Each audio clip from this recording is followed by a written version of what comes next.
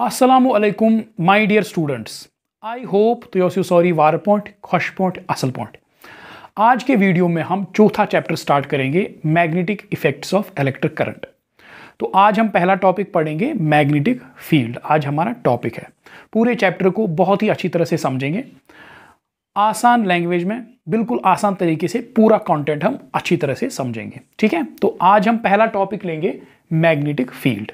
अब magnetic field क्या होता है? देखो, आपने मैग्नेटिक फील्ड लोअर क्लासेस में भी पढ़ा होगा थोड़ा सा, तो वहीं से हम स्टार्ट करेंगे और बहुत ही अच्छी तरह से इसको समझेंगे। ठीक है, देखो यहाँ पे सपोज यहाँ पे बेसिक से हम स्टार्ट करेंगे। सपोज यहाँ पे एक बार मैग्नेट है, यहाँ पे मैंने एक बार मैग्नेट रखा, ये इसका नॉर्थ पोल और ये इसका साउथ पोल।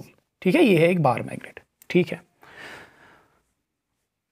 तो हम क्या देखते हैं, इस बार मैग्नेट के अराउंड जो रीजन है, इसमें ये आयरन के छोटे छोटे टुकड़ों को अट्रैक्ट करता है। ठीक है, या अगर इसके अराउंड हम मैग्नेटिक कंपास को रखते हैं तो नीडल डिफ्लेक्शन दिखाती है। तो हम कहते हैं कि जो इसका ये इसके अराउंड जो ये रीजन है, इसको हम कहते हैं मैग्नेटिक फील्ड। इसका ये जाल है, इसका ये मैग्नेटिक फील्ड है, जिसमें ये आयरन के छोटे छोटे टुकड़ों को अट्रैक्ट करता है या मैग्नेटिक नीडल को डिफ्लेक्ट करता है। तो जो इसके अराउंड जो रीजन है, इसको हम कहते हैं ये इसका मैग्नेटिक फील्ड है। ये इसका मैग्नेटिक फील्ड है। ये इसने अपने अराउंड एक जाल बनाया है जिसको हम कहते हैं मैग्नेटिक फील्ड, इसके अराउंड का रीजन। ठीक है, अब देखो, अगर हम मैग्नेटिक नीडल को यहाँ पे रखते हैं, मैग्नेटिक नीडल को यहाँ पे रखेंगे हम, मैग्नेटिक नीडल को हम यहाँ पे रखेंगे, सो ये मैग्नेटिक कंपास है। ठीक है, अच्छा, तो इसमें ये नीडल है, इसमें ये मैग्नेटिक नीडल है। अब मैग्नेटिक नीडल में आपको पता होगा, मैग्नेटिक नीडल में नॉर्थ पोल और साउथ पोल होता है। सपोज ये जो हेड है इसका, ये नॉर्थ है और ये है साउथ। ठीक है, तो नॉर्मली अगर हम मैग्नेटिक कंपास को कहीं पे रखते हैं तो ये नीडल किस डायरेक्शन में रहती है? नॉर्थ साउथ डायरेक्शन में। तो नॉर्मली तो ये ऐसी रहती है, ऐसे। तो क्योंकि हमने इसको इसके मैग्नेटिक फील्ड में रखा, इसके मैग्नेटिक फील्ड में रखा, तो ये नीडल जो है, हम क्या देखते हैं, ये नीडल नॉर्मली ये नीडल ऐसे होती है नॉर्थ साउथ डायरेक्शन में। तो क्योंकि हमने इसको इस बार मैग्नेट के मैग्नेटिक फील्ड में रखा, तो ये नीडल जो है ये कुछ ऐसे डिफ्लेक्ट हो जाती है, ये कुछ ऐसे डिफ्लेक्ट करती है, ये डिफ्लेक्शन दिखाती है। ये नॉर्मली तो ऐसे होती है, तो जब हमने इसको बार मैग्नेट के पास रखा तो नीडल ऐसे डिफ्लेक्ट हो गई। नीडल इसका नॉर्थ पोल यहाँ आ गया और साउथ पोल यहाँ आ गया, तो नीडल डिफ्लेक्ट हो गई। तो जब जहाँ पे भी मैग्नेटिक नीडल डिफ्लेक्ट हो जाएगी, जहाँ पे भी हम मैग्नेटिक नीडल को डिफ्लेक्ट होते देखेंगे, तो हम कहेंगे कि यहाँ पे मैग्नेटिक फील्ड है। ठीक है, अच्छा, अब देखो देखो, अब हम देखेंगे, ऑयरस्टेड एक फिजिस्ट थे, ऑयरस्टेड इन 1820 में ऑयरस्टेड इलेक्ट्रिसिटी का कोई एक एक्सपेरिमेंट कर रहे थे। तो उसमें क्या था कि ये यहाँ पे एक वायर रखी थी, इसमें करंट जा रहा था ऐसे। ठीक है, इसमें करंट ऐसे जा रहा था, करंट आई। ठीक है, ऑयरस्टेड इन 1820 एक इलेक्ट्रिसिटी के साथ एक एक्सपेरिमेंट कर रहे थे। तो यहाँ पे एक वायर है, इसमें करंट ऐसे चल रहा है। ठीक है, तो पास में, वहाँ पास में एक जो है मैग्नेटिक कंपास रखा था, ये पास में एक मैग्नेटिक कंपास रखा था। ठीक है, तो इसकी नीडल पहले ऐसे थी, ऐसे नॉर्थ साउथ में, नॉर्थ साउथ डायरेक्शन में ऐसे नीडल नॉर्मली जो होती है इस डायरेक्शन में, नॉर्थ साउथ डायरेक्शन में इसकी नीडल थी। तो ऑयरस्टेड ने क्या देखा? ऑयरस्टेड ने देखा जब इस कंडक्टर में ऐसे करंट चला, जब इस कंडक्टर में ऐसे करंट चला, तो ये नीडल कुछ इस तरह से डिफ्लेक्ट हो गई, ये ऐसे डिफ्लेक्ट हो गई। ये पहले ऐसे थी, अब ये ऐसे डिफ्लेक्ट हो गई। ठीक है, ये तो एक अजीब गरीब चीज़ थी। देखो, नीडल पहले ऐसे थी, करंट इसमें गया तो नीडल ऐसे डिफ्लेक्ट हो गई, ऐसे डिफ्लेक्ट हो गई। अच्छा, अब ऑयरस्टेड ने क्या, ऑयरस्टेड हैरान हो गया। अब ऑयरस्टेड ने क्या किया? ऑयरस्टेड ने इस करंट की डायरेक्शन को उल्टा कर दिया। देखो, करंट की डायरेक्शन को उल्टा कर दिया। देखो, करंट पहले ऊपर जा रहा था, अब ऑयरस्टेड ने क्या किया, करंट को उल्टी डायरेक्शन में चलाना शुरू किया। तो करंट अब ऐसे चल रहा था। तो जो नीडल है ये पहले ऐसे था, नीडल तो पहले ऐसे था, अब नीडल इस तरह डिफ्लेक्ट हो गया। पहले ऐसे था, अब नीडल उल्टी ऐसे जो है डिफ्लेक्ट हो गया, ऐसे डिफ्लेक्ट हो गया। करंट ऐसे जा रहा था तो नीडल ऐसे डिफ्लेक्ट हो गया, करंट उल्टी डायरेक्शन में चला तो नीडल ऐसे डिफ्लेक्ट हो गया।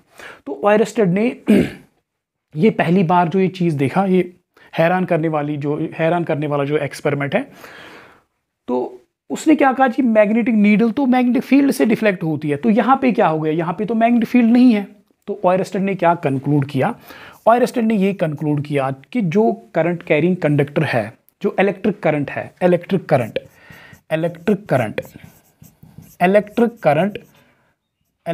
करंट प्रोड्यूसेस मैग्नेटिक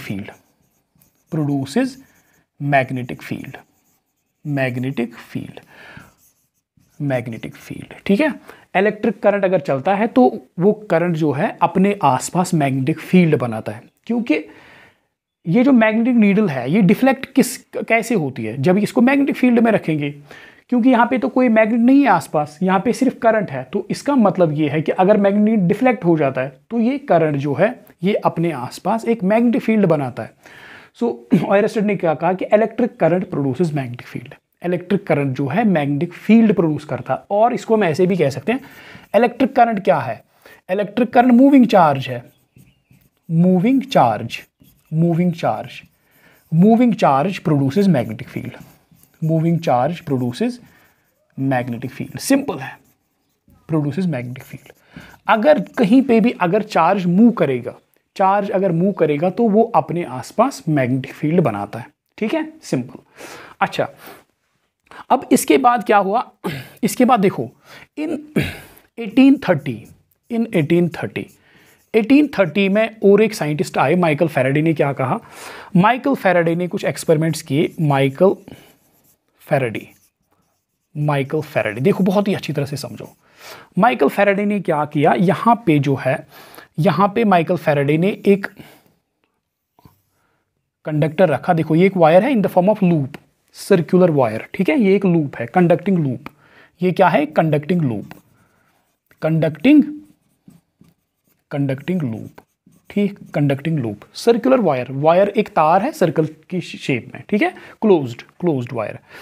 अब माइकल फैराडे ने क्या किया? उसने एक मैग्नेट लिया और इस मैग्नेट को इस वायर, ये जो क्लोज्ड वायर है, इसके आसपास ऐसे मैग्नेट को मूव कराया, मैग्नेट को ऐसे मूव कराया, जब मैग्नेट मूव हुआ तो इस वायर में करंट चलने लगा। तो इसका क्या मतलब है? इसका मतलब है जब मैग्नेट मूव होता है करंट प्रोड्यूस हो जाती है। सो मूविंग मैग्नेट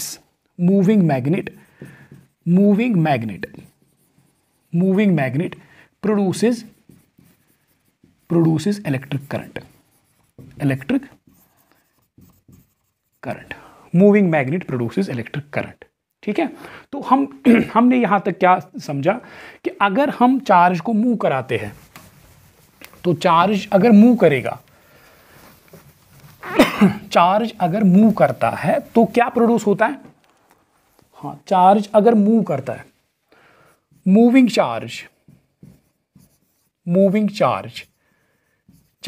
अगर मूव करता है तो क्या मिलता है हमें? चार्ज मूव करता है तो हमें मिलता है मैग्नेटिक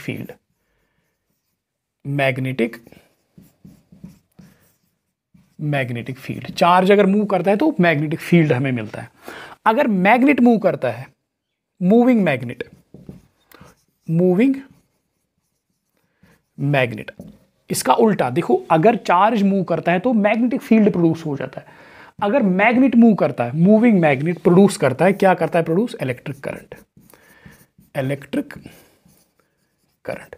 तो इसका मतलब है जो इलेक्ट्रिसिटी और मैग्नेटिज्म है, ये तो एक ही कॉइन के दो फेसेस है, ये तो लिंक्ड है। देखो, 1820 से पहले, 1820 से पहले इलेक्ट्रिसिटी और मैग्नेटिज्म को अलग अलग समझा जाता था। ये समझा जाता था कि इनके बीच कोई लिंक नहीं है। बिफोर 1820, दैट इज ऑयरस्टेड ने जो एक्सपेरिमेंट में देखा उससे पहले समझा जाता था कि इलेक्ट्रिसिटी और मैग्नेटिज्म ये दो अलग अलग फिनोमेना है, इनके बीच कोई लिंक नहीं है। So electricity and magnetism, electricity and magnetism are separate phenomena. ये तो दो अलग अलग फिनोमेना है और इनके बीच कोई लिंक नहीं है, ठीक है। मगर ऑयरस्टेड ने पहली बार लिंक एस्टेब्लिश किया। ऑयरस्टेड ने क्या कहा? मूविंग चार्ज, अगर चार्ज मूव कर रहा है, करंट अगर चल रहा है तो वो प्रोड्यूस क्या कर रहा है? मैग्नेटिक फील्ड, अपने अराउंड मैग्नेटिक फील्ड प्रोड्यूस कर रहा है। इसी तरह 1830 में माइकल फैराडे ने कहा कि अगर मैग्नेट को मूव कराएंगे, मैग्नेट को अगर मूव कराएंगे इलेक्ट्रिक करंट मिलेगा। चार्ज को मूव कराओ मैग्नेटिक फील्ड मिलेगा, मैग्नेट को मूव कराओ इलेक्ट्रिक करंट मिलेगा। दैट मीन्स ये तो लिंक्ड है, ये तो एक ही, लगता है कि ये तो एक ही फिनोमिनन है, ठीक है, ये तो एक ही कॉइन के दो फेसेस है। तो 1820 के बाद इन दो को एक साथ हमने स्टडी करना शुरू किया। तो ये एक फिजिक्स का ब्रांच बन गया इलेक्ट्रोमैग्नेटिज्म।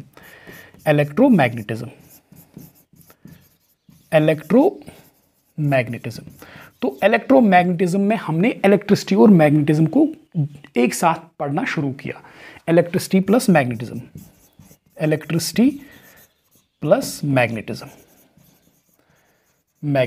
तो इलेक्ट्रोमैग्नेटिज्म की एक सिंपल सी डेफिनेशन में लिखूंगा, it is the branch of physics which studies, branch of physics, हाँ ब्रांच, इलेक्ट्रोमैग्नेटिज्म क्या है, branch of physics which deals with the interaction of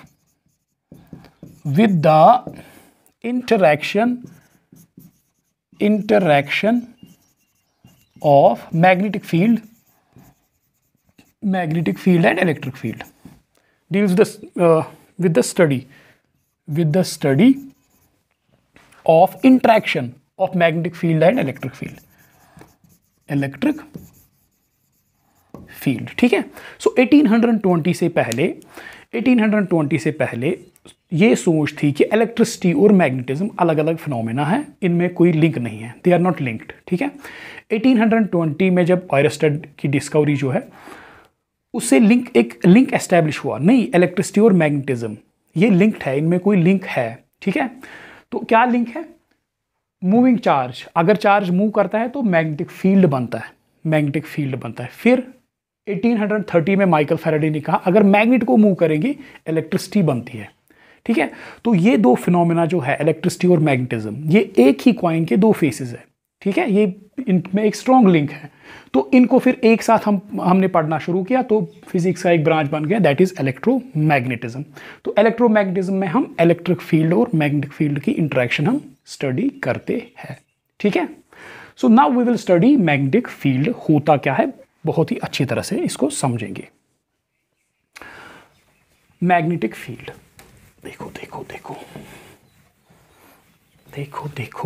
ये था थोड़ा सा इसका इंट्रोडक्शन। अब हम आएंगे मैग्नेटिक फील्ड पे।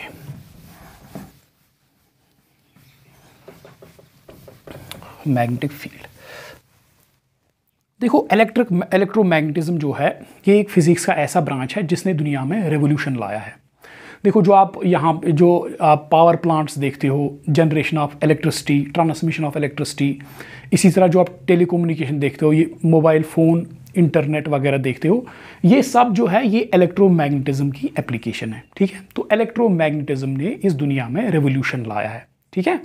अच्छा, तो अब हम पढ़ेंगे मैग्नेटिक फील्ड, बहुत ही अच्छी तरह से इसको पढ़ेंगे। देखो यहाँ पे एक चार्ज है, रेस्ट पे। सपोज यहाँ पे एक चार्ज है और ये रेस्ट पे है, द चार्ज इज एट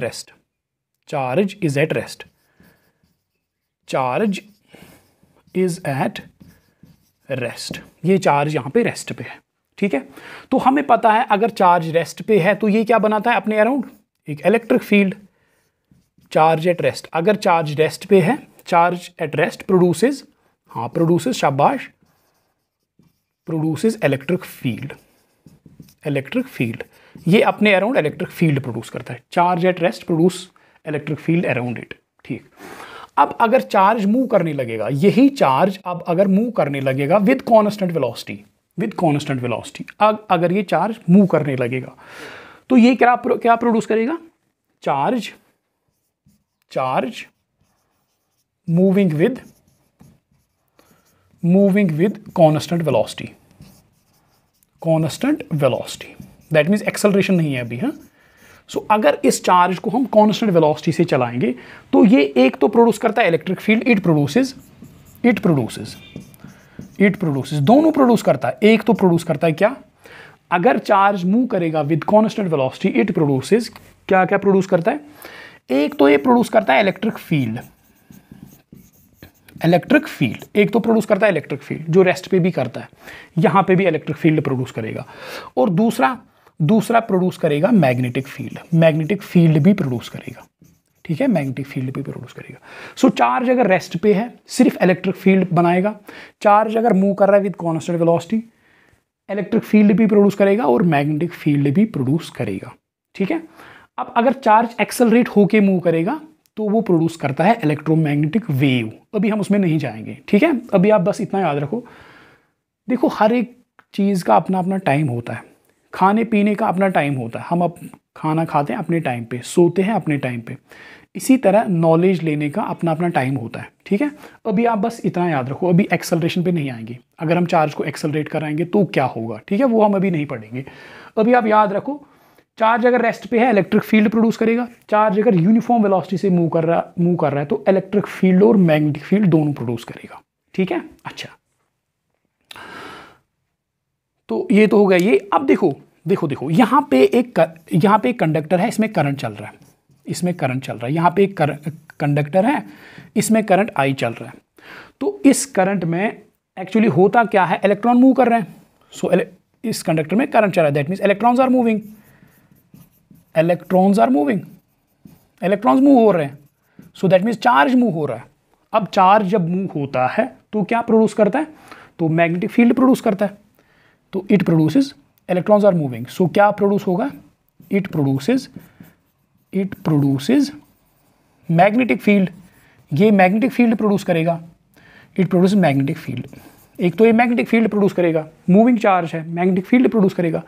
क्या ये सिंगल चार्ज नहीं है, ये पूरी वायर है, इसमें से इलेक्ट्रॉन्स जा रहे हैं, क्या ये इलेक्ट्रिक फील्ड प्रोड्यूस करेगा, यहाँ पे इलेक्ट्रिक फील्ड प्रोड्यूस नहीं होगा, क्योंकि ये इलेक्ट्रिक वायर जो है एज अ होल, ये वायर इलेक्ट्रिकली न्यूट्रल है, चाहे इसमें करंट चल रही है या चाहे इसमें करंट नहीं चल रही है, क्योंकि जितने इस वायर में इलेक्ट्रॉन्स हैं उतने ही प्रोटॉन्स भी है। तो as a whole electric wire जो है इलेक्ट्रिकली न्यूट्रल है। So the wire as a whole is electrically neutral, wire as a whole is electrically neutral, ये इलेक्ट्रिकली न्यूट्रल है। सो यहां पे कोई इलेक्ट्रिक फील्ड प्रोड्यूस नहीं होगा, ये आप याद रखोगे, electric field is not produced here, ठीक है। अगर एक सिंगल चार्ज मूव करेगा, वो प्रोड्यूस विद यूनिफॉर्म वेलोसिटी, वो प्रोड्यूस करेगा इलेक्ट्रिक फील्ड और मैग्नेटिक फील्ड, ठीक है।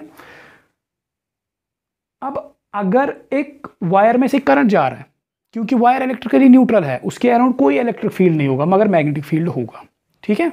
अच्छा, अब देखो अब यहां पे है एक वायर, यहां पे बनाऊंगा मैं, ये हो गया एक, यहां पे ये मैंने कॉन्सेप्ट क्लियर किया, ये करंट का कॉन्सेप्ट।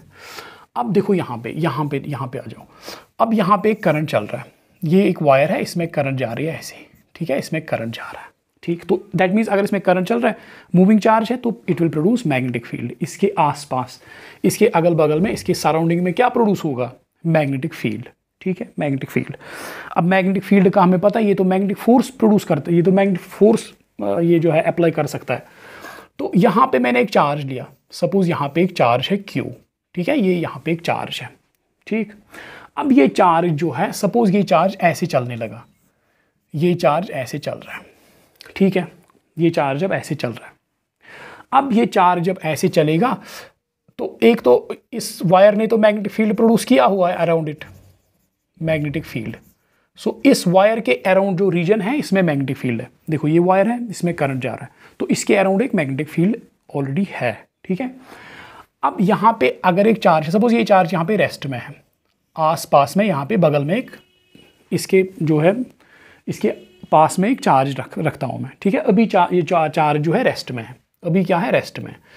जब ये रेस्ट में होगा, अभी ये चार्ज रेस्ट में है। अच्छा, अब अगर ये रेस्ट में चार्ज है तो इस पे कोई मैग्नेटिक फोर्स नहीं लगेगा, मैग्नेटिक फील्ड में है ये, मगर इस पे मैग्नेटिक फोर्स नहीं लगेगा, नो मैग्नेटिक फोर्स, इस पे कोई मैग्नेटिक फोर्स नहीं लगेगा अगर ये रेस्ट में है तो, ठीक है। अब अगर ये चलने लगा, अब अगर ये मूव करने लगा, सपोज ये मूव करने लगा, मूविंग, ठीक है। अब ये चार्ज मूविंग है, ठीक है।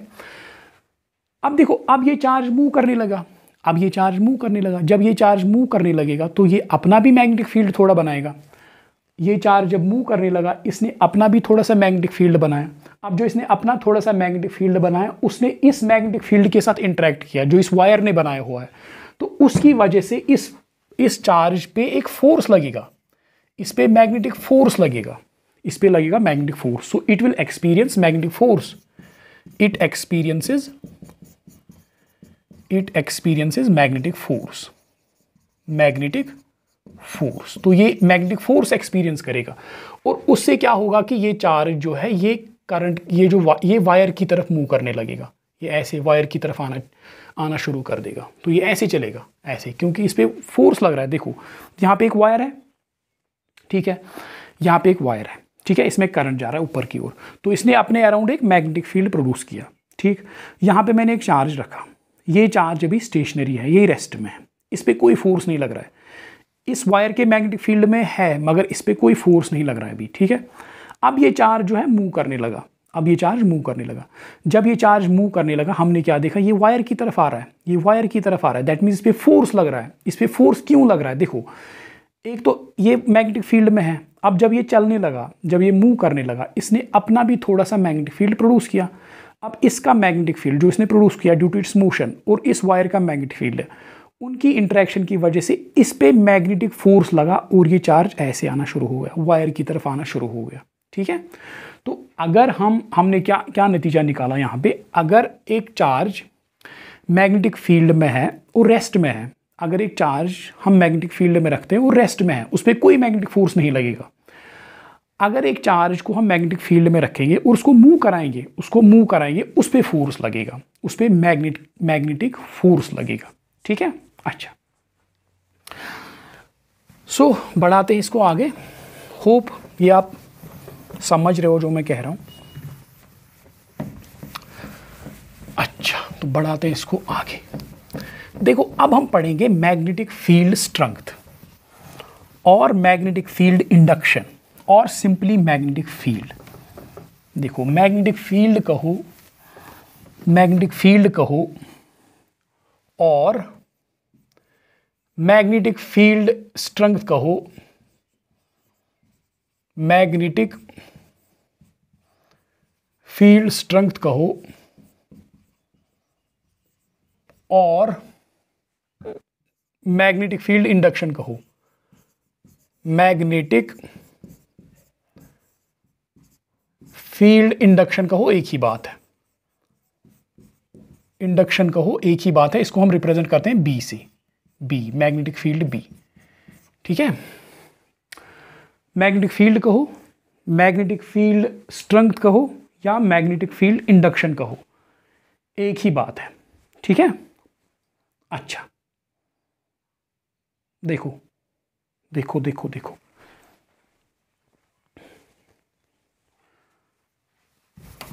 देखो, इससे पहले हमने चैप्टर 1 में इलेक्ट्रिक फील्ड की स्ट्रेंथ को देखा, इलेक्ट्रिक फील्ड स्ट्रेंथ ई। देखो, अगर कहीं पे इलेक्ट्रिक फील्ड है, अगर कहीं पे इलेक्ट्रिक फील्ड है तो उसमें होता क्या है, डिफरेंट पॉइंट्स पे इलेक्ट्रिक फील्ड की स्ट्रेंथ अलग अलग होती है। देखो, चार्ज जो है अपने अराउंड इलेक्ट्रिक फील्ड बनाता है, तो उस इलेक्ट्रिक फील्ड में अलग अलग पॉइंट्स पे अलग अलग इलेक्ट्रिक फील्ड की स्ट्रेंथ होती है। कहीं पे स्ट्रॉन्ग इलेक्ट्रिक फील्ड होता है, कहीं पे वीक होता है, और इलेक्ट्रिक फील्ड की अपनी एक डायरेक्शन है। इलेक्ट्रिक फील्ड एक वेक्टर क्वांटिटी है। इसी तरह अगर किसी रीजन में मैग्नेटिक फील्ड है तो उस फील्ड में डिफरेंट पॉइंट्स पे मैग्नेटिक फील्ड की स्ट्रेंथ अलग अलग हो सकती है। कहीं पे मैग्नेटिक फील्ड स्ट्रॉन्ग हो सकता है, कहीं पे वीक हो सकता है। इसी तरह मैग्नेटिक फील्ड की अपनी एक डायरेक्शन भी होती है। तो ये सब चीज़ें हम यहाँ पे स्टडी करेंगे। So we will study magnetic field या मैग्नेटिक फील्ड स्ट्रेंथ कहो या मैग्नेटिक फील्ड इंडक्शन कहो। इसको हम बी से रिप्रेजेंट करते हैं, जैसे इलेक्ट्रिक फील्ड स्ट्रेंथ को हम रिप्रेजेंट करते हैं ई से। इलेक्ट्रिक फील्ड स्ट्रेंथ को हम रिप्रेजेंट करते हैं ई से, ठीक है, ई से।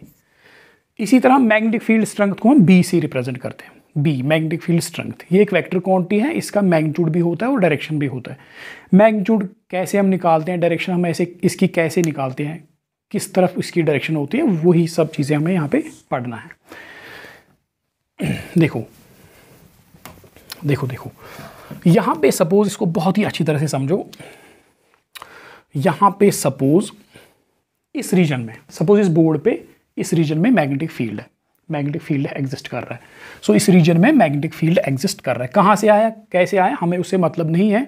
यहाँ पे इस बोर्ड पे, इस रीजन में मैग्नेटिक फील्ड है, ठीक है। अच्छा, तो यहाँ पे सपोज एक पॉइंट है, यहाँ पे एक पॉइंट है, तो हम इस पॉइंट पे, इस डॉट पे हम निकालना चाहते हैं मैग्नेटिक फील्ड की स्ट्रेंथ, बी निकालना चाहते हैं। कैसे निकालेंगे, देखो हम क्या करेंगे, क्योंकि हमें पता है कि मैग्नेटिक फील्ड में अगर हम चार्ज को मूव कराएंगे, अगर हम चार्ज को मूव कराएंगे तो उस पर एक फोर्स लगता है, ठीक है। अच्छा, तो इसमें हम एक चार्ज, यहाँ पे हम एक चार्ज लेंगे इस पॉइंट पे, इस पॉइंट पे जहाँ पे हमें निकालना है मैग्नेटिक फील्ड की स्ट्रेंथ, ठीक।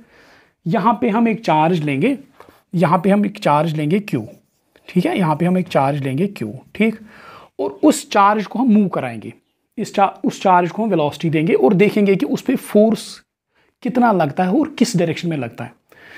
यहाँ पे इस मैग्नेटिक फील्ड में हम एक चार्ज रखेंगे इस पॉइंट पे और देखेंगे कि इसको डिफरेंट डायरेक्शंस में हम वेलोसिटी देंगे, डिफरेंट वेलोसिटी देंगे और देखेंगे इस पर फोर्स कितना लगता है और किस डायरेक्शन में लगता है, ठीक है। तो हमने सपोज इस डायरेक्शन में इसको प्रोजेक्ट किया तो इस पर फोर्स कुछ लगता है, इस डायरेक्शन में इसको प्रोजेक्ट किया डिफरेंट वेलोसिटी से, इस पर फोर्स कुछ लगता है, इस डायरेक्शन में प्रोजेक्ट किया तो डिफरेंट डायरेक्शंस में हमने इस चार्ज को इस पॉइंट पे प्रोजेक्ट किया, डिफरेंट वेलोसिटी देके हमने देखा इस पे फोर्स किस डायरेक्शन में कितना लगता है। तो हमने क्या देखा इस एक्सपेरिमेंट में, हमने क्या देखा, हमने देखा कि एक लाइन ऐसी है, एक लाइन ऐसी है जिस लाइन में अगर हम इस चार्ज को प्रोजेक्ट करते हैं तो इस चार्ज पे कोई फोर्स ही नहीं लगता है, ठीक है। एक ऐसी लाइन है, सपोज ये वो लाइन है, ये वो लाइन है, ये वो लाइन है जो मैं डॉटेड लाइन बना रहा हूं। इस लाइन के अलोंग देखो, ये वो लाइन है, ये वो लाइन है। इस लाइन के अलोंग अगर मैं इस चार्ज को प्रोजेक्ट करता हूं तो इस पर कोई फोर्स ही नहीं लगता। सपोज इस चार्ज को मैंने ऐसे प्रोजेक्ट किया, अगर मैं इसको ऐसे प्रोजेक्ट करता हूं, ऐसे इस डायरेक्शन में वेलोसिटी देता हूं तो इस डायरेक्शन में इस चार्ज पे कोई फोर्स ही नहीं लगता। इसी तरह इस चार्ज को अगर मैं इस डायरेक्शन में फेंकूं, इस डायरेक्शन में प्रोजेक्ट करता हूं तो इस पर कोई फोर्स नहीं लगता है, ठीक है। बाकी जिस डायरेक्शन में भी मैं इसको वेलोसिटी देता हूं, उन डायरेक्शंस में अगर इसको वेलोसिटी देता हूं, उन डायरेक्शंस में इस पर फोर्स लगता है। ये एक खास लाइन है जिसके अलोंग अगर मैं इस चार्ज को प्रोजेक्ट करता हूं मैग्नेटिक फील्ड में तो इस पर कोई फोर्स नहीं लगता है। तो चलो ये जो लाइन है, ये लाइन जो है जिसके अलोंग कोई फोर्स नहीं लगता है, इस लाइन को मैं कहूँगा no force axis, no force axis, no force axis, no force axis, ठीक है, नो फोर्स एक्सिस। इस लाइन के अलोंग अगर मैं चार्ज को प्रोजेक्ट करता हूँ, वेलोसिटी देता हूँ, मूव कराता हूँ, चार्ज पे कोई फोर्स नहीं लगेगा। तो दैट इज वाई मैंने इसको क्या नाम दिया, no force axis, no force axis, ठीक है, नो फोर्स एक्सिस, ठीक है, नो फोर्स एक्सिस। तो बाकी जिस डायरेक्शन में भी मैं इसको लॉन्च करता हूँ, प्रोजेक्ट करता हूँ, वहां पे फोर्स लगता है, वहां पे फोर्स लगता है, ठीक है। अच्छा, अब मैंने सपोज इसको इस डायरेक्शन में जो है वेलोसिटी दी, इसको मैंने इस डायरेक्शन में वेलोसिटी दी, ठीक है।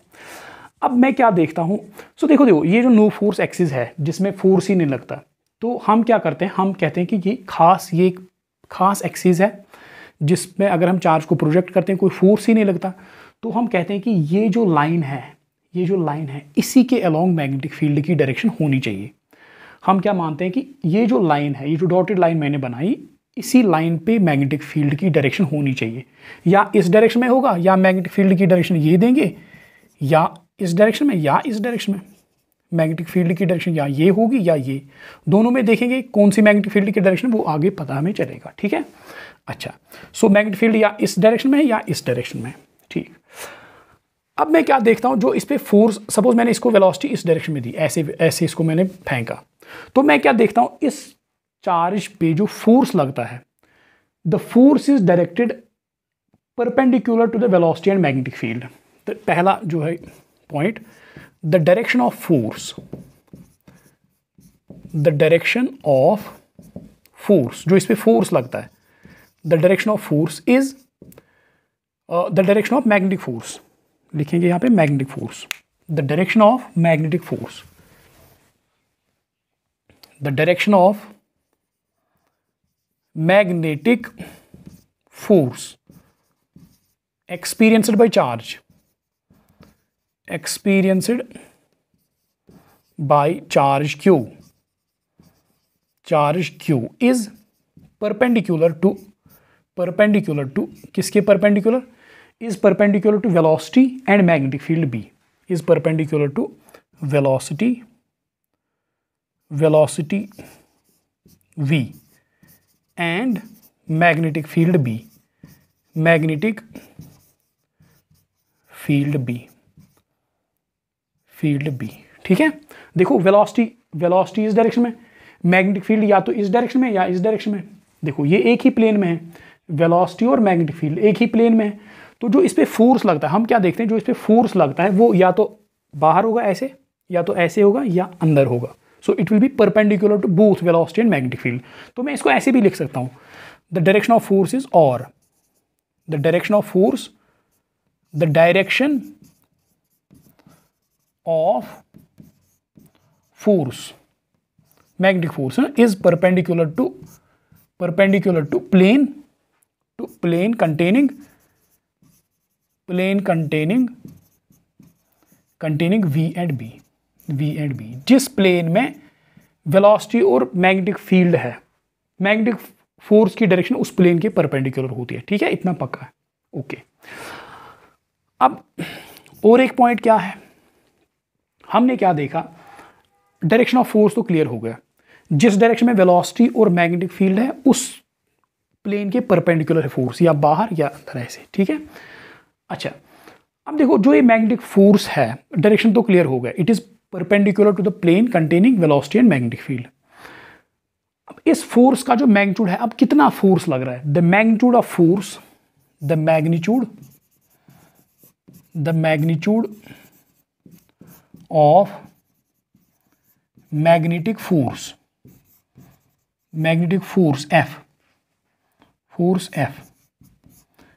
is directly proportional to charge, जो हमने प्रोजेक्ट किया। जितना ज़्यादा चार्ज होगा उतना ज़्यादा फोर्स लगेगा। सो इस चार्ज को मैंने प्रोजेक्ट किया, जितना ये चार्ज बड़ा होगा उतना ही ज़्यादा इस पर फोर्स लगेगा, उतना ही ज़्यादा इस पर मैग्नेटिक फोर्स लगेगा, ठीक है। अच्छा, और हमने क्या देखा, जो फोर्स है, जो ये मैग्नेटिक फोर्स है, इसका सपोज ये एंगल है थीटा, इस डॉटेड लाइन के साथ इसका एंगल है थीटा, ठीक।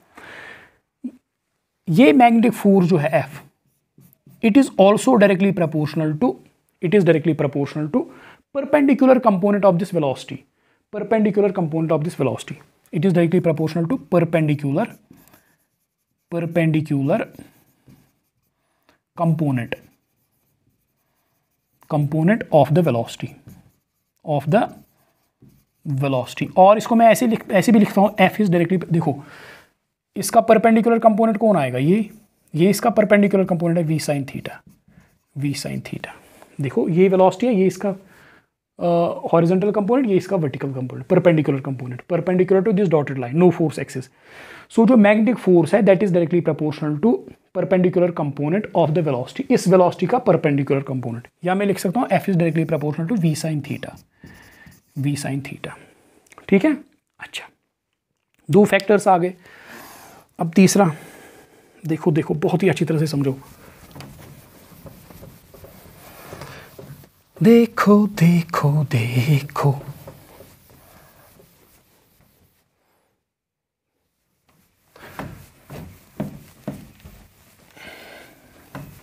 देखो सो हमने क्या देखा, जो इस चार्ज पे मैग्नेटिक फोर्स लगता है it is directly proportional to Q, एक तो इस चार्ज पे डायरेक्टली प्रोपोर्शनल है, और एंड F जो है magnetic force, it is directly proportional to v sin theta, perpendicular component of the velocity, ठीक है।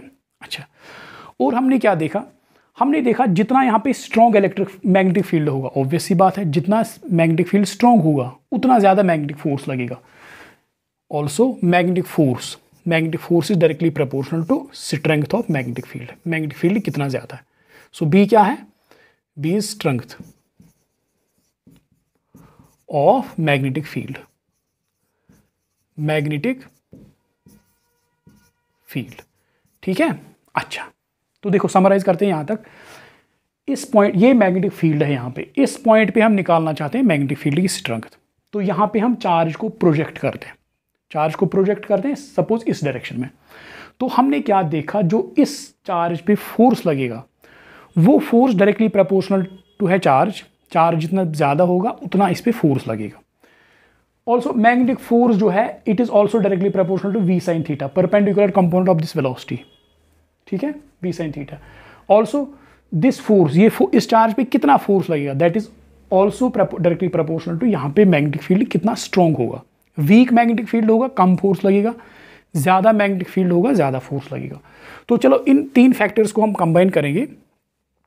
F is directly proportional to, हाँ शाबाश हाँ शाबाश, Q we B sine theta. ठीक है, इन तीनों फैक्टर्स को हम Q V sine theta B, Q we B sine theta, F is directly proportional to Q we B sine theta. तो यहाँ पे एक कांस्टेंट रखेंगे हम के, प्रोपोर्शनलिटी कांस्टेंट के। सो और हम लिखेंगे F is equal to K Q we B sine theta. ठीक है, जो के का वैल्यू है वो हम लेते हैं 1, वैल्यू ऑफ के। सो k here k is equal to 1, proportionally constant. So F force जो इस चार्ज पे लगेगा कितना लगेगा, q we B sine theta. So इस चार्ज पे इतना फोर्स लगेगा q we B sine theta. ठीक है, अच्छा अब देखो वेलोसिटी एक वेक्टर क्वांटिटी, बी भी एक वेक्टर क्वांटिटी। तो इसको हम देखो हम क्या लिखते हैं, क्रॉस प्रोडक्ट में आपको पता होगा ए क्रॉस बी किसके बराबर होता है, ए बी साइन थीटा। सो यहाँ पे वी बी साइन थीटा है तो हम लिख सकते हैं इन वेक्टर फॉर्म। ये तो स्केलर फॉर्म हो गई इसकी, स्केलर फॉर्म। वेक्टर फॉर्म पे हम लिखेंगे तो ऐसे लिखेंगे F is equal to Q, तो एक स्केलर है इसको बाहर रखो, into we cross B, we cross B. ठीक है, वी क्रॉस बी, ये है वेक्टर फॉर्म, वेक्टर फॉर्म। ठीक है, ऐसे F is equal to Q V cross B. ये है मैग्नेटिक फोर्स के लिए फॉर्मूला, ये है मैग्नेटिक फोर्स जो इस चार्ज पे लगेगा। ठीक है, अच्छा अब देखो अब मसला है, अब बी की डायरेक्शन तो अभी रह गई, बी तो है अभी, तो हमने देखो ये है। सो हम मानते हैं कि या तो बी इस डायरेक्शन में होगा। देखो अब बी की डायरेक्शन हम देखेंगे, बी की डायरेक्शन कहाँ से आएगी, बी या तो इस डायरेक्शन में है या तो इस डायरेक्शन में, दोनों डायरेक्शन में हमने एक डायरेक्शन लेनी है। ठीक है, अब हमने क्या देखा, सपोज ये चार्ज है यहाँ पे जिसको हमने प्रोजेक्ट ऐसे किया, तो हमने क्या देखा, हमने देखा इस चार्ज पे, सपोज हमने देखा कि इस चार्ज पे जब हमने इसको ऐसे प्रोजेक्ट किया तो इस पे फोर्स अंदर की ओर लग रहा है, अंदर की ओर। वेलोसिटी देखो, वेलोसिटी इस डायरेक्शन में है तो इस पे फोर्स सपोज ये मैंने क्रॉस दिखाया, क्रॉस का क्या मतलब होता है, बोर्ड के अंदर। सो हमने देखा इसकी जो फोर्स जो है वो अंदर लग रहा है, फोर्स अंदर लग रहा है। अब अगर फोर्स इनवर्ड लग रहा है तो इस रिलेशन से आप मैग्नेटिक फील्ड की डायरेक्शन पता कर सकते हो। कैसे, देखो ये V है, फोर्स अंदर लग रहा है, देखो क्रॉस प्रोडक्ट की डायरेक्शन हम कैसे निकालते हैं, देखो यहाँ पे अगर हमें फोर्स की डायरेक्शन निकालनी है, फोर्स की डायरेक्शन तो हम कैसे निकालेंगे, V क्रॉस B, अपनी राइट हैंड लो, फिर फिंगर्स को कर्ल करो from direction of velocity to magnetic field, जो थंब है वो डायरेक्शन वो क्या दिखाएगा, डायरेक्शन ऑफ फोर्स। ठीक है, अच्छा अब देखो यहाँ पे हमने देखा, एक्सपेरिमेंट करके हमने देखा कि फोर्स अंदर है, सपोज फोर्स अंदर आ रहा है। अब अगर फोर्स अंदर है, वेलोसिटी इस डायरेक्शन में है, वेलोसिटी यहाँ है, फोर्स अंदर आ रहा है, वेलोसिटी अगर इस डायरेक्शन में, तो दैट मीन्स मैग्नेटिक फील्ड यहाँ होना चाहिए। मैग्नेटिक फील्ड अगर यहाँ होगा V क्रॉस B तब जाके अंदर आएगा। सो मैग्नेटिक फील्ड होना चाहिए इस डायरेक्शन में, अगर फोर्स अंदर लग रहा है तो मैग्नेटिक फील्ड इस डायरेक्शन में होना चाहिए। सो मैग्नेटिक फील्ड इस डायरेक्शन में। ठीक है, अब अगर हमने देखा होता कि देखो यहाँ पे मैं दूसरी डायग्राम बनाऊंगा, ये है नो फोर्स एक्सिस, ठीक है, ये है नो फोर्स एक्सिस। अब ये है चार्ज, ठीक है, इस चार्ज को हमने ऐसे प्रोजेक्ट किया, इस चार्ज को हमने ऐसे प्रोजेक्ट किया, वेलोसिटी ये है, ठीक है। तो हमने क्या देखा, इस पे फोर्स बाहर की ओर लग रहा है, बाहर की ओर लग रहा है, ये फोर्स लग रहा है, ये फोर्स लग रहा है आपकी ओर, ठीक है। सो V क्रॉस बी, बी यहाँ होना चाहिए, तो B यहाँ होना चाहिए, तब जाके थंब बाहर आएगा। B यहाँ होना चाहिए, B यहाँ होना चाहिए, तब जाके थंब बाहर आएगा। तो उस केस में अगर फोर्स बाहर लग रहा है तो B की डायरेक्शन ये है, B की डायरेक्शन ये लेनी है। सो B की डायरेक्शन हम क्या लेंगे, इट डिपेंड्स ऑन फोर्स किस डायरेक्शन में लग रहा है, ठीक है। अच्छा, सो आई होप ये पूरा आपको समझ में आ गया होगा। B इस डायरेक्शन में और उस केस में थीटा ये है, थीटा ये है, ठीक है। सो अगर एक चार्ज को हम, देखो मैं समराइज करूंगा, अगर हम एक चार्ज को प्रोजेक्ट करेंगे एक मैग्नेटिक फील्ड में, हम एक किसी पॉइंट पे प्रोजेक्ट करेंगे, ठीक है, तो उस पे मैग्नेटिक फोर्स लगता है और that magnetic force is equal to q into we cross B, we cross B. तो इसका अगर हमें सिर्फ मैग्नीट्यूड चाहिए, so F is equal to q, charge कितना है, वी कितना है, बी इंटू साइन थीटा। यहाँ पे लिखेंगे, यहाँ पे लिखेंगे, यहाँ पे लिखेंगे। समझेंगे तो पूरा समझेंगे, नहीं तो कुछ नहीं समझेंगे, ठीक है। देखो, सो अगर एक चार्ज को मैग्नेटिक फील्ड में मूव कराएंगे, अगर चार्ज मैग्नेटिक फील्ड में रेस्ट में है तो कोई फोर्स नहीं लगेगा, अगर मूव करेगा तो उस पर फोर्स लगेगा, मैग्नेटिक फोर्स लगेगा। कितना, F is equal to Q V cross B, ठीक है, ये फोर्स लगेगा।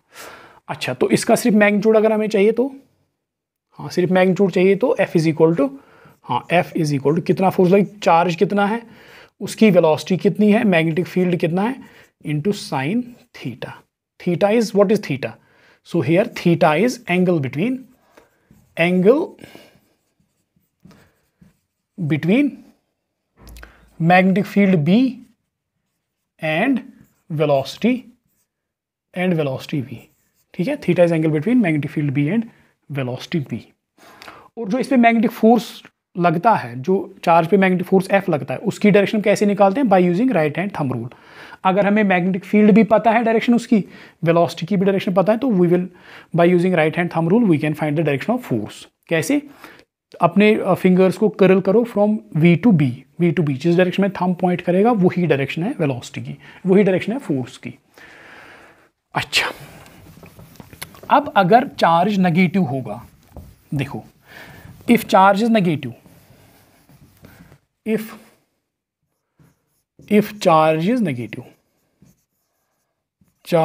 नेगेटिव, अगर चार्ज नेगेटिव होगा तो फॉर्मूला यही है बस, F इज इक्वल टू हाँ माइनस क्यू, सिर्फ यहाँ पे माइनस लेना है, V क्रॉस B, ठीक है। हाँ, तो यहाँ पे नेगेटिव चार्ज पे भी यही फोर्स लगता है, देखो q we B sine theta, ये भी तो q we B sine theta ही आएगा। इसका मैग्नीट्यूड, इसका सिर्फ अगर मैग्नीट्यूड की हम बात करेंगे तो यहाँ पे F किसके बराबर आएगा, इस पे जो फोर्स लगेगा is equal to Q we B sine theta. Same force लगेगा, जितना पॉजिटिव चार्ज पे लग रहा है q we B sine theta, यहाँ पे भी नेगेटिव चार्ज पे भी q we B sine theta ही लगेगा, मैग्नीट्यूड सेम है मगर डायरेक्शन उल्टी है। अगर पॉजिटिव चार्ज पे अंदर की ओर फोर्स लग रहा है, नेगेटिव चार्ज पे बाहर की ओर फोर्स लगेगा, ठीक है, डायरेक्शन उल्टी हो रही है बस, बाकी मैग्नीट्यूड वाइज सेम है, मैग्नेटिक फोर्स सेम लग रहा है। अच्छा, इस पे कुछ एग्जांपल्स मैं आपको दिखाऊंगा, देखो देखो देखो देखो देखो फॉर एग्जांपल देखो, यहाँ पे है सपोज ये x एक्सिस, ये x एक्सिस, ये y एक्सिस और ये है z एक्सिस, ये है z एक्सिस, ठीक है। यहाँ पे ये z एक्सिस, ये z एक्सिस, ठीक ठीक ठीक, अच्छी बात है, अच्छी बात है, अच्छी बात है। तो यहाँ पे सपोज एक पॉजिटिव चार्ज है, क्या है, एक पॉजिटिव चार्ज, एक पॉजिटिव चार्ज, ठीक, ये पॉजिटिव चार्ज है। सपोज यहाँ पे मैग्नेटिक फील्ड उधर से ही दे रहा है, इस डायरेक्शन में मैग्नेटिक फील्ड है, ये है डायरेक्शन ऑफ मैग्नेटिक फील्ड, ये डायरेक्शन ऑफ मैग्नेटिक फील्ड है, ठीक है। और इस पॉजिटिव चार्ज को मैं यहाँ लॉन्च करता हूँ, इस डायरेक्शन में वेलोसिटी देता हूँ, इस डायरेक्शन में मैं इसको वेलोसिटी दूंगा। ठीक है, अब ज़रा मुझे आप बताओ फोर्स, इस चार्ज पे फोर्स किस डायरेक्शन में लगेगा? Direction of force, find direction of force, direction of force. इसमें फोर्स किस डायरेक्शन में लगेगा? देखो वेलोसिटी इस डायरेक्शन में, मैग्नेटिक फील्ड नीचे, तो use your right hand thumb rule, V cross B, V cross B, तो फोर्स बाहर की ओर लगेगा, बाहर। That means force will be, F will be along positive Z axis. ये पॉजिटिव Z एक्सिस है, देखो ये X एक्सिस, ये Y एक्सिस, ये positive Z axis, so F will be along positive Z axis. ठीक है, बाहर की ओर, so it will be like this, dot means बाहर आपकी ओर। अच्छा, अब देखो और एक ये है सपोज X एक्सिस, ये है सपोज Y एक्सिस, और ये है सपोज Z एक्सिस, ये है सपोज Z एक्सिस। ठीक है, ये है X, ये है Y और ये है Z। ठीक है, अब यहां पे मैंने लिया एक नेगेटिव चार्ज, ठीक है, तो ये इसको वेलोसिटी दे रहा हूं इस डायरेक्शन में, ये इसको मैग्नेटिक फील्ड लग रहा है ऐसे इस डायरेक्शन में, तो बोल रहा है कि फोर्स किस डायरेक्शन में लगेगा? फोर्स किस, यहाँ पे देखो, यहाँ पे हमने डायरेक्शन ऑफ फोर्स कैसे निकाली? F is equal to Q V cross B, तो हमने V क्रॉस B किया, V क्रॉस B वो आया पॉजिटिव Z एक्सिस पे, तो यहाँ पे क्योंकि नेगेटिव चार्ज है, so F will be equal to minus Q V cross B। अब पहले आप V क्रॉस B की डायरेक्शन निकालो, V क्रॉस B आपकी ओर आ रहा है, V क्रॉस B बाहर आ रहा है, V क्रॉस B तो ऐसे आ रहा है, मगर यहाँ पे नेगेटिव है, दैट मीन्स इसका उल्टा कर दो, so the direction of force will B, the direction of F will B inwards, that is ऐसे दिखाऊंगा, क्रॉस अंदर। नहीं आया समझ? देखो V क्रॉस B की डायरेक्शन क्या? ये V, ये B, V क्रॉस B आपकी ओर ऐसे V क्रॉस B, मगर हमें लेना उसका उल्टा V क्रॉस B, ये तो ऐसे आ रहा है V क्रॉस B, उसका नेगेटिव है उल्टा, सो that means direction of force is inwards cross से जो मैंने दिखाया। ठीक है, और एक सपोज ये है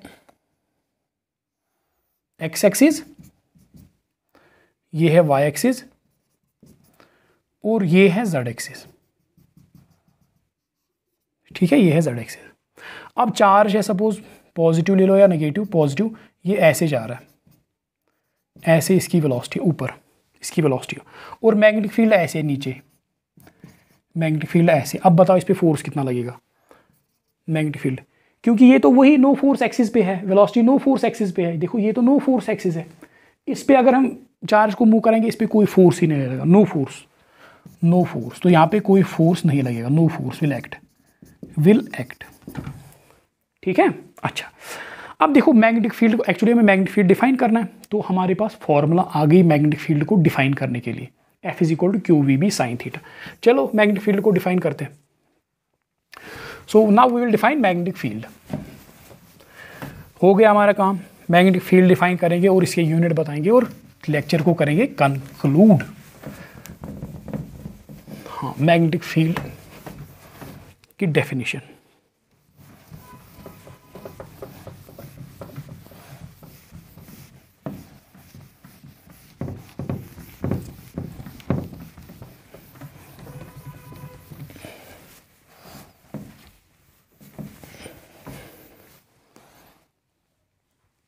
डेफिनेशन, एक मिनट देखता हूँ वीडियो कितना लंबा हो गया, ज़्यादा भी नहीं होना चाहिए। हाँ 49, बस 10 मिनट में हो जाएगा काम। हाँ, definition and unit of, definition and unit of magnetic field B, magnetic field B, definition and unit. ठीक है, तो हमें पता है फोर्स, अगर एक चार्ज को मैग्नेटिक फील्ड में मूव कराएंगे उस पर कितना फोर्स लगेगा, magnitude wise Q we B sine theta. ठीक है, अच्छा इफ़ डिफाइन करने के लिए कंडीशन लगाएंगे, if q is equal to 1, unit charge लेंगे, v is equal to 1, unit velocity से चार्ज को चलाएंगे, sine theta is equal to 1, that means, और theta is equal to 90 degree. तो क्या लिखेंगे हम, एफ, उस टाइम पे एफ कितना आएगा, देखो एक चार्ज है, यूनिट चार्ज है, उसको हम यूनिट वेलोसिटी से मूव कराएंगे, किस डायरेक्शन में, परपेंडिकुलर टू मैग्नेटिक फील्ड। तो उस पर देखेंगे फोर्स कितना लगेगा, एफ इज इक्वल टू, हाँ शाबाश, 1 इंटू बी इंटू 1। सो और हम लिखेंगे, और F is equal to B. बस मिल गई मैग्नेटिक फील्ड की डेफिनेशन। तो मैग्नेटिक फील्ड क्या है, मैग्नेटिक फील्ड देखो पहले मैं लिखूंगा, मैं आपको समझ आएगा। Magnetic field B, magnetic field B at a point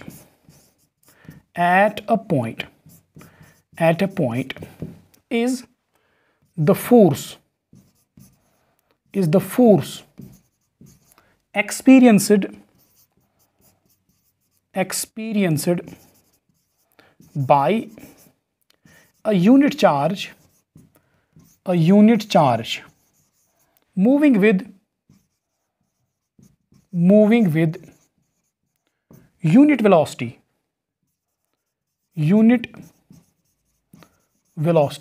perpendicular to the direction of magnetic field at that point.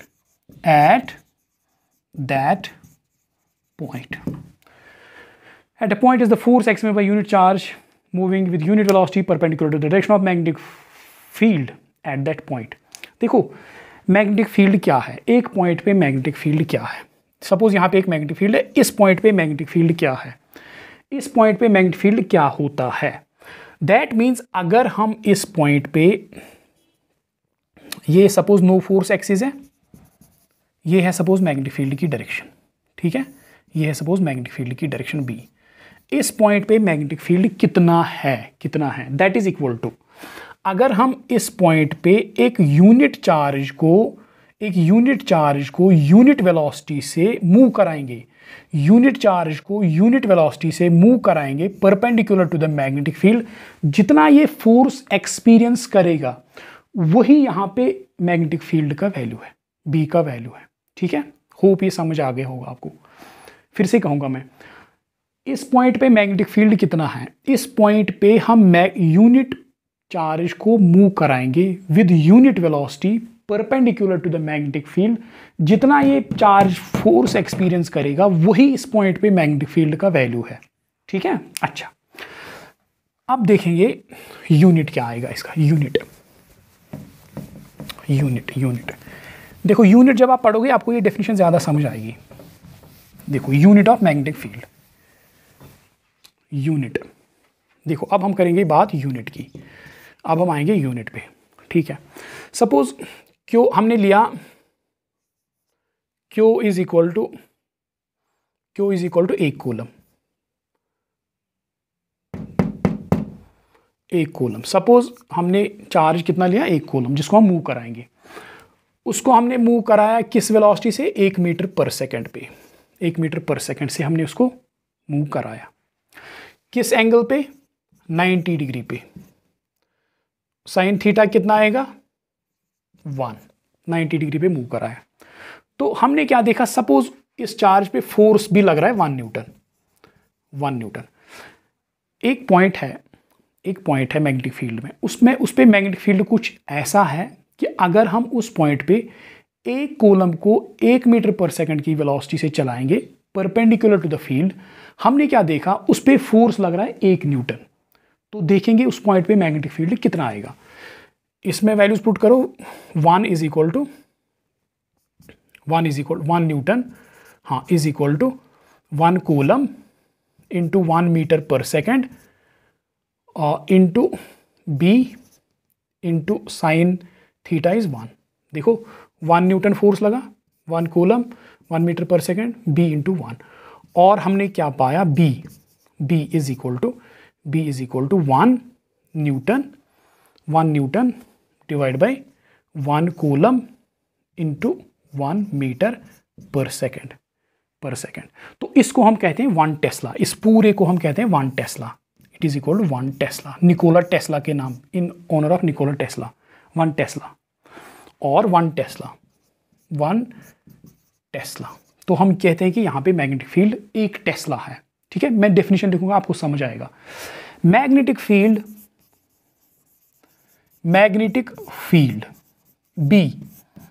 B at a point is said to be 1 Tesla if a charge of 1 coulomb moving with velocity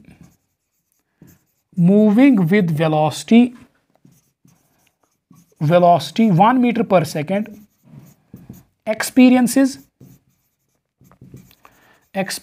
a force of 1 Newton is said to be 1 Tesla if charge of 1 coulomb moving with velocity 1 meter per second perpendicular to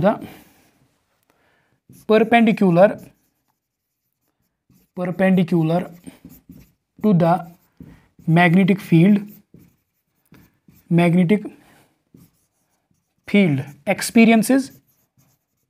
experiences a force of 1 Newton. Magnetic field at a point is said to be 1 Tesla if a charge of 1 coulomb moving with velocity 1 meter per second perpendicular to the magnetic field experiences a force of 1 Newton. ठीक, देखो हम कहते हैं कि एक point पे magnetic field में, एक पॉइंट पे मैग्नेटिक फील्ड का वैल्यू 1 टेस्ला है। कब? अगर हम उस पॉइंट पे 1 कूलम चार्ज चलाएंगे with 1 metre per second velocity perpendicular to the magnetic field. अगर उस चार्ज ने 1 न्यूटन का फोर्स एक्सपीरियंस किया तो हम कहते हैं कि उस पॉइंट पे 1 टेस्ला का मैग्नेटिक फील्ड है।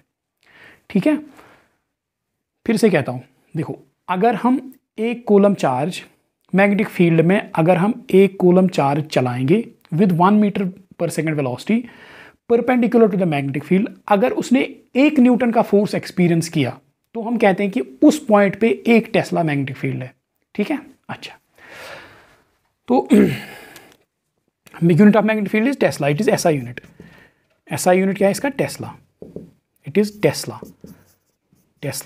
और टी से हम इसको डिनोट करते हैं, टेस्ला। या हम इसका यूनिट और भी, ये टेस्ला किसके बराबर होता है? टेस्ला और कहो 1 न्यूटन। देखो इसको अगर हम करेंगे 1 कूलम को हम क्या लिख सकते हैं? Ampere second. देखो एम्पियर यूनिट, करंट का unit ampere is equal to coulomb by second. Coulomb per second होता है ना ampere, coulomb per second is ampere. So coulomb में लिख सकता हूँ charge is equal two ampere second. Ampere, so coulomb के बदले एम्पियर सेकंड लिखेंगे, इस कूलम के बदले। So it is ampere second, Newton divide by ampere, coulomb के बदले एम्पियर सेकंड इंटू मीटर पर सेकंड। सो सेकंड को कैंसल, आई ड्रॉ न्यूटन पर एम्पियर पर मीटर। सो टेस्ला कहो या न्यूटन पर एम्पियर पर मीटर कहो, एक ही बात है। ठीक है, so this is SI unit of magnetic field. अब क्योंकि टेस्ला जो है ये बड़ा यूनिट है, जैसे कूलम चार्ज का एक बहुत बड़ा यूनिट है, इसी तरह टेस्ला भी एक बड़ा यूनिट है मैग्नेटिक फील्ड का। तो हम दूसरा यूनिट करते हैं, इसका सीजीएस यूनिट है Gauss. CGS unit is Gauss. CGS unit क्या है इसका? गॉस। ठीक है, सो या जी से इसको डिनोट करते हैं, जी से। So 1 tesla is equal to 10⁻⁴ gauss. ठीक है, सो होप ये पूरा आपको अच्छी तरह से समझ में आ गया होगा। तो ये है मैग्नेटिक फील्ड का इंट्रोडक्शन। इंशाल्लाह मिलेंगे नेक्स्ट वीडियो में। Okay, thank you.